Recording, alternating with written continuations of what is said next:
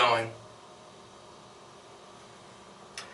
I have my own show, Ox5. I'm the producer for it out in Arron, Oswego, and today I'm actually interviewing the mayor. I'm a little nervous. Do I smell? Yo, back up before I backhand you so hard the entire crew of your show gonna feel it.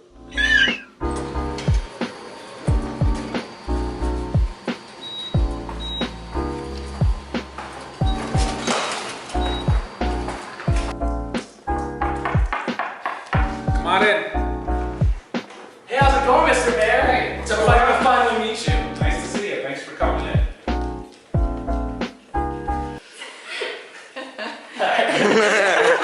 That was hard. Okay, Mr. Mayor, I just want to get the hard questions out of the way first, and then we can go to the Mickey Mouse questions. Does that sound cool with you? Sounds good. Let's go. Okay. An Oswego crisp fall day or a hot Oswego summer day? Hot Oswego summer day. I like hot weather. I went to school in the desert, so I don't do well in the cold. In Oswego, 6 Scoops ice cream shop or Bev's ice cream? Bev's is a staple, but I'll get you on a technicality on this one because Bev's is technically just outside city limits, so I'll go with the in-city store that's 6 Scoops. This is a big boy question. Harborfest or Super Dirt Week? Gonna get me in trouble in this one, but Super Dirt Week. I'm a big race fan. DP Dough or Juan Zones? I like them both, but I'll say Juan Zones. Juan Zones, that is definitely the correct Jason answer. was on your shows. Yeah. Throw Yeah. him a plug. Or Drake or Kanye? The Weeknd. The Week? I've followed The Weeknd since he was an up-and-coming artist, so I'll go with him. To be specific, though, I guess out of your two, I'll go with Drake, because Drake actually founded The Weeknd, so Drake. So, Mr. Mayor, you graduated from Arizona State University with a degree in environmental technology management. How has that helped you leading a city on one of the Great Lakes, where we have one of the top fishing spots in New York and has large businesses like Oswego Harbor Power and 9 Mile Nuclear Plant? Yeah, it's been really helpful. So I went to school at Arizona State, got my degree in environmental technology management. I did have an emphasis in emergency management, which is like disaster relief, preparation, recovery efforts and things like that. And that was really my core interest. But as mayor, my degrees helped me quite a bit. Obviously, the fishing aspect and the tourism perks that come with being a waterfront community, like you mentioned. But I've actually found it to be a little more helpful for discussing and making decisions on topics like wastewater. The city runs 2 wastewater facilities, the water plant. So when people use the acronyms and the terminology and explain the process and we have to make decisions, I have a general understanding thanks to my education at ASU. Yeah. Is there any reason why you didn't come to Oswego? I know you grew up here, but... Yeah, I mean, I just grew up here, born and raised, and believe it or not, my parents, even though it's always a lot more expensive, pushed me to go to school out of state, and I think they wanted me to move far away and kind of be on my own for some time, and I'm glad they did because you see different things that you don't see if you go to school in the community you grow up in. So living on the other side of the country was an experience, and to be quite honest, a lot of the things that I saw while going to school in Arizona, I brought back with me and tried to keep those things that you see out there in mind when you make decisions here, like beautification projects, improving parks, some amenities that we've added, like a dog park, like a splash pad. Those are things that every community in Arizona has. So if you install them here, you almost set yourself apart from other communities in upstate New York. So when you have some time off, where are some of your favorite spots to either visit or eat or relax here in Oswego at any point during the year? I like a lot of restaurants here in Oswego. I like Bistro, La Perilla, Vona's, or generally you can find me at one of those 3 places if I'm going out. I like to walk the middle school trails, the Fallbrook trails. Fishing's always fun, and then I try to go to the Oswego Speedway most Saturday nights to catch the races, because like I said, I'm a big race fan. And I do work a lot, so free time's limited, but those are some of the places you can find me. I do understand your main goal as mayor was to improve quality of life and restore the neighborhoods here in Oswego. It has been around 5 years now since you've initially been elected. I've only been here for 3, and since I've started college, and must say Oswego has certainly been on the up and coming since I've been here. Can you tell me and the people watching some of the recent additions to Oswego and some future projects that you might have planned? Yeah, I mean, so we still have to finish one big project. My term ends in approximately 2 years, so we have to really accelerate some of the projects that we're still talking about that we haven't done yet. But I think the biggest one is probably the $11 million pier project that we're doing down at the waterfront. So the pier that extends out into the Oswego Harbor, it's owned by the city, but we previously leased it to the Oswego Yacht Club. So if you go to other communities, any community that has a pier that reaches out into a harbor, it's like the most coveted piece of property in the city. It's a park, it's places that boats can pull up, it's a real nice place. Well, ours was always a gravel driveway, basically vacant, and was controlled by the Oswego Yacht Club, which didn't let the public out there. So we had it totally backwards. So about 2 years ago, we terminated the lease of the yacht club.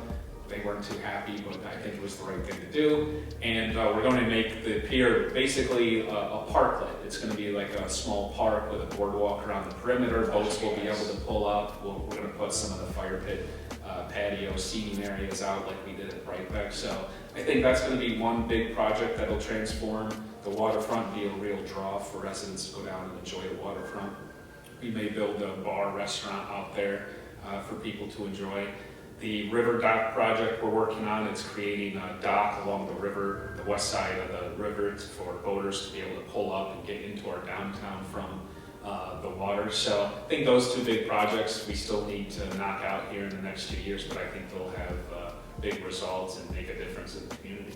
No, yeah, that definitely sounds awesome. Yeah, having a restaurant out, would it be like out on the water, Yeah. like on the Well, dock? we'll put it out on the pier itself, right next, so boats can pull up, go to it, and also the public from land can just, it's a short walk out there and enjoy it. We think it'll be something similar to like what Spencer's Alley is.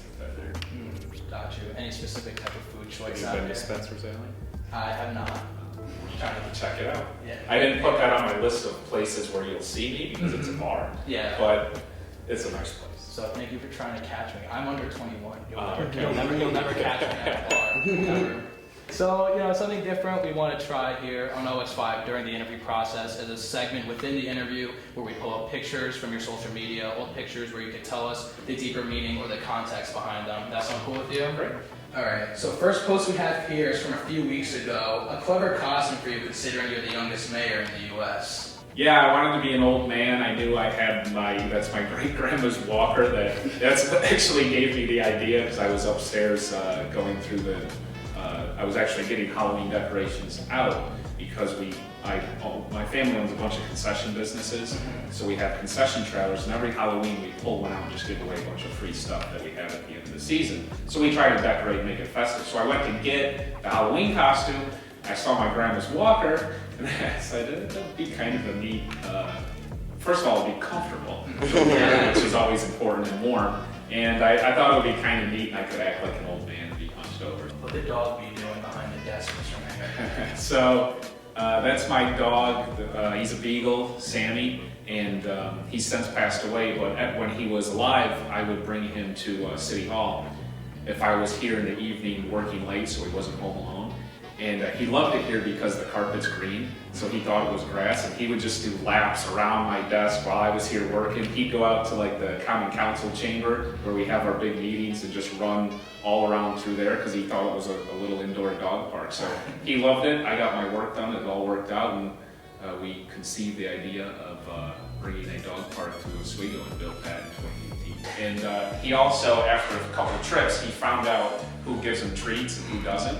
So he would come here, he would relax for a little bit, and then he'd just walk out, and he'd be down in purchasing because he would give them crackers, or he'd be in the clerk's office because my sister works in the clerk's office, and he'd go visit her. So he knew, it's amazing how smart they are. Oh yeah, He knew who was going to give them treats and where to go and how to get there. It's pretty incredible, but it was good having him here. Sometimes he would hide under here, nobody would even know. Alright, there's my boy Keith Raymond. This is the old shop. Now he's in the new one in this picture here, and there's you.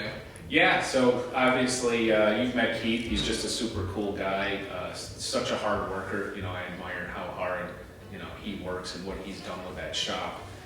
Opened a classic barber shop, and I think when he did, most people looked at him like he was crazy.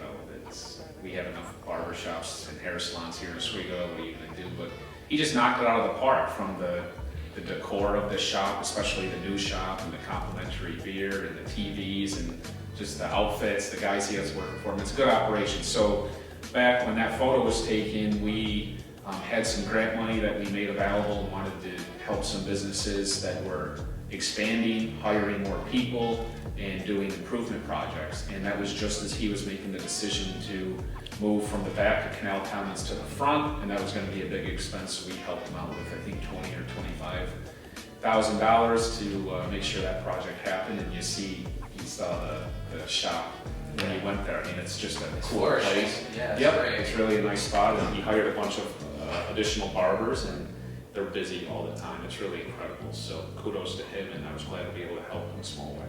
Last question I have for you, Mayor Barlow. You know, when you make a decision or change here for the town, it clearly also affects the students that attend SUNY Oswego. When it comes to building structures or new additions to the town, for example, something like the bird scooters, do the students that attend SUNY Oswego cross your mind a lot when making these choices? Yeah, definitely. I mean, when students are in the community, they're a good chunk of the population. And of course, having SUNY and having the students in the community is such an economic asset to the city that it'd be a disservice to not take them into consideration when you make serious decisions. So, of course, and the two examples you mentioned, adding some of the residential units in downtown and the bird scooters, there's a direct correlation between those two decisions and the SUNY students in the community. So the housing structures being built, we know that it's always hard to find decent, affordably priced, good condition off-campus housing in the community. So by bringing some of these mixed-use buildings online, now students have another option where they can have a really nice unit at a reasonable price. And actually the two buildings that have already opened, La Tatro and Riverwalk, they're already 100% occupied. So I think it speaks to the void that was in the market and just how crowded how hard it was to find a quality unit in town for so long. So I think that'll help moving forward, especially as these two other big units come online. I think that'll be helpful. And the bird scooters, absolutely. You know, it was a pretty easy decision. I was in Cleveland for an Elton John concert back in like 2019, and I saw these scooters laying around, and I couldn't figure out, what they were doing. And then I downloaded the app, figured it out. So when I came back here, we started talking to Bird to see what it would take to get bird scooters here. So, and of course, having a SUNY school in the community was a big selling point for us to Bird because they know SUNY students will use them. And I think not only for recreation, just get on the scooter, zip around, have a little fun and park it, but I think in terms of logistics and running out to get groceries, or if someone moved here to go to school from downstate and didn't bring a car with them, what do? The bus is sometimes a real pain. Taxis get expensive, Ubers get expensive. Hop on a scooter, cruise down and get back up, and you have a little fun doing it. So they've been a hit, and we'll be bringing them back next year for sure. Wow, that's awesome to hear. I can't wait to be running them around over this next summer. That's all the questions I have for you, Mayor Barlow. I appreciate you. Thank you for having us here in the mayor's office. Great. Thanks for very including much. me. Happy to have you.